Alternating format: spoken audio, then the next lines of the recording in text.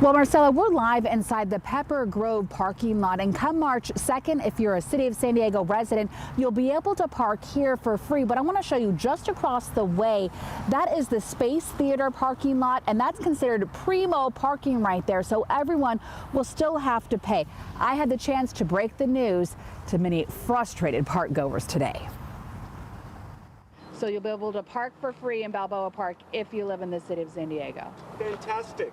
That's the way it should be. With caveats, take a look at this map. We've highlighted in green the 7 lots that will be free for verified residents. We're talking about Pepper Grove, Federal, Lower and Upper Inspiration Points, Marston Point, Palisades, and B. Evanston. The catch?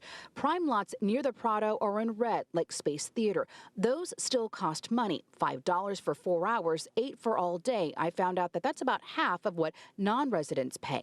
I asked Council President Joe LaCava how the city verifies license plates. The verification process will remain the same as it has been for the past 4 weeks. An individual that want to identify themselves as a city resident, a verified city resident, will use the city's online portal. A simple Google search takes you to the verification page. It could take a few hours or a few days, depending on traffic.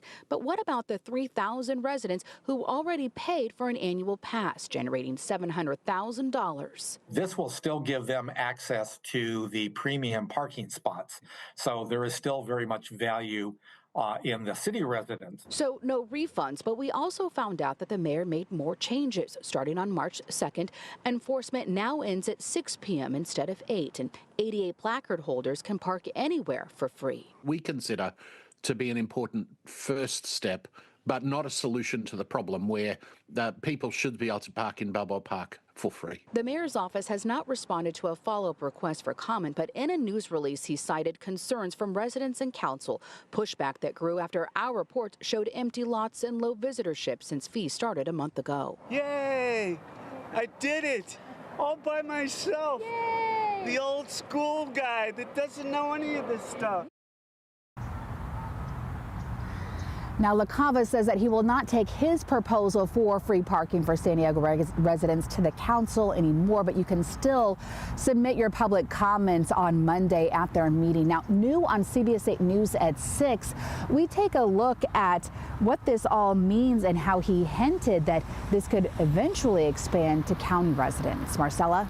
Abby, we just reported this week that the city was already projecting a $9 million shortfall in parking revenue alone. So now, presumably, there's going to be even less revenue coming from parking, and the city was counting on this money. So did the mayor say anything about how the city's going to bridge that gap?